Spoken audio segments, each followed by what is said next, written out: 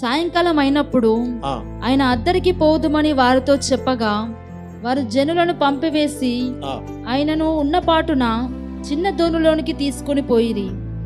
ఆయన వెంబడి మరికొన్ని దోణిలు వచ్చెను. అప్పుడు పెద్ద తుఫాను రేగి ఆయన యున్న దోణి మీద అలలు కొట్టినందున దోణ నిండిపోయెను. చాలండి. Topic learn to trust God. దేవుని యందు నమ్మిక ఉంచుట నేర్చుకోవాలి. నేర్చుకోవడం అలవాటైతే ఏమవుతుందంటే, నువ్వు అనుకుంటున్న వండర్స్ అన్నావు కదా, నువ్వు అనుకుంటున్న మిరకల్స్ అన్నావు కదా, నువ్వు అంటున్న సైన్స్ అన్నావు కదా, సూచక్రియలు అన్నావు కదా, అవన్నీ అప్పుడు జరగడం ప్రారంభిస్తాయి. కొన్నిసార్లు సమస్యల్లో, ప్రాబ్లమ్స్లో ఈ ఫేస్, అవునా, రోజు ఏదో ఒకటి ఇబ్బంది పడతా ఉంటాం మనం, అవునా, ఉండేటివి ఉంటూనే ఉంటాయి, అవునా. సో ఏదో ఒకటి ఎదుర్కొంటూ ఉంటాం. అపవాది ఏదో ఒక రకంగా మనం శోధిస్తూ బలహీనపరుస్తూ ఉంటుంది. కొందరిని మాటల చేత ప్రభావం చేస్తుంది, కొంతమందిని పరిస్థితుల చేత, కొంతమంది సడన్గా ఏదో ఒకటి జరిగిపోవడం, కొంతమందిని రకరకాలుగా ఏదో రకంగా టార్చర్ చేస్తూ ఉంటుంది. అయితే కొంతమంది అంటే ఈ లెర్నింగ్, దేవుని యందు నమ్మిక ఉంచడం నేర్చుకుని వాళ్ళు ఏం చేస్తారంటే, వాళ్ళు కొంతవరకే కొన్ని హ్యాండిల్ చేయగలుగుతారు.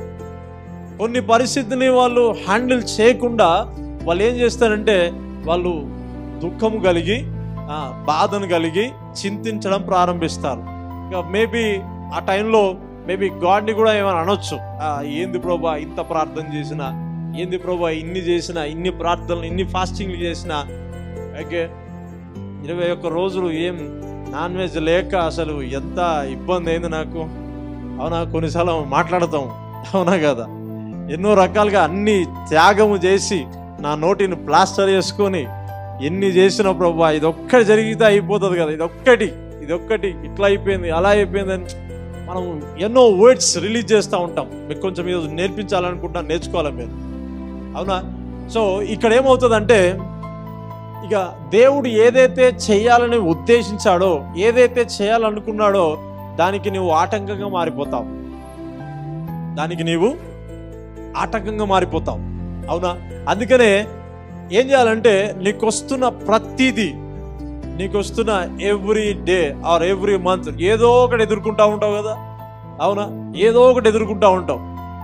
అప్పుడు ఏం చేయాలంటే, రోజు చదువుతున్నది, రోజు నువ్వు ధ్యానిస్తున్నది, రోజు దేవునితో కనెక్ట్ అయి ఉండడం, ప్రార్థించడం, ఈ అలవాటు వలన నువ్వేం చేస్తావంటే ఆ ప్రాబ్లంలో, ఆ సిచ్యువేషన్లో, ఆ హీలింగ్ విషయంలో, ఆ ఇబ్బందుల్లో దేవుని నమ్మడం నేర్చుకుంటూ ఉంటావు, అవునా. నేను నిన్న ప్రార్థన చేసిన, ఈరోజు పొద్దున ప్రార్థన చేసిన, దేవుని వాక్యం చదివిన, ప్రభు వాగ్దానం ఇచ్చాడు, దేవుడు ప్రవచనరీతిగా మాట్లాడాడు, కాబట్టి ఇందులో కూడా నాకు విడుదలనిస్తాడు, ఇందులో కూడా నాకు జవాబునిస్తాడు. ఆమేన్.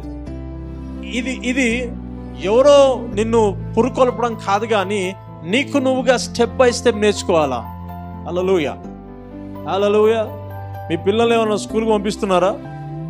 ఎందుకు పంపిస్తారు? అవునా కదా. వాడు నేర్చుకోకపోతే నీకు టార్చర్ ఉంటుంది. వాడు కనుక స్కూల్కి పోకపోతే ఆ రోజు నువ్వు ఖచ్చితంగా జెండు బాము ఇవన్నీ వాడాల్సి వస్తుంది, అవునా. వాడు ఎందుకు పంపిస్తున్నావు అంటే నేర్చుకోవడానికి. ఏం నేర్చుకోవడానికి? వాడు పెద్దగా వాడు ఎదగాల, జ్ఞానంలోను, చదువులోను, అవునా, మర్యాద ఇచ్చటలోను, అన్నిట్లో వాడు ఎదగాలి, అవునా.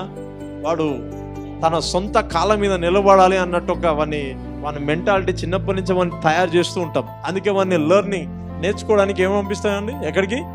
స్కూల్ పంపిస్తూ ఉంటాం. ప్రభు కూడా మనల్ని ఏం చేస్తాడంటే, నేర్చుకోవడానికి కొన్నిసార్లు ఎర్ర సముద్రం కూడా తీసుకెళ్తాడు, కొన్నిసార్లు అగ్నిగుండ తీసుకెళ్తాడు, కొన్నిసార్లు సముద్రం కూడా తీసుకెళ్తాడు, కొన్నిసార్లు చుట్టుపక్కల అందరూ శపించటోళ్ళ మధ్యలో తీసుకుపోతాడు, వాళ్ళ మధ్యలో తీసుకుపోతాడు. ఏం దేవుడు తీసుకుపోతాడా? Yes. Learn to trust God. దేవుని యందు ఆ క్షణమందు, ఆ పరిస్థితి యందు నీవు నమ్మిక ఉంచడానికి కొన్నిసార్లు అలా మార్గాలు కలగజేయబడతాయి. హల్లెలూయా. విశ్వాసం ఉంచని వాళ్ళైతే ఎన్ని మాటలు మాట్లాడాలో అన్ని మాట్లాడతారు. అదే విశ్వాసము ప్రభు పట్ల కలిగి ఉన్న వాళ్ళు రాళ్ళు పడుతున్నాయని అలా ఉండరు, కానీ ఖచ్చితంగా నాకు ప్రభు జవాబిస్తాడు, నాకు విడుదల ఇస్తాడు అని వాళ్ళు డిక్లేర్ చేయడం మొదలు పెడతారు. ఆమేన్, ఆమేన్.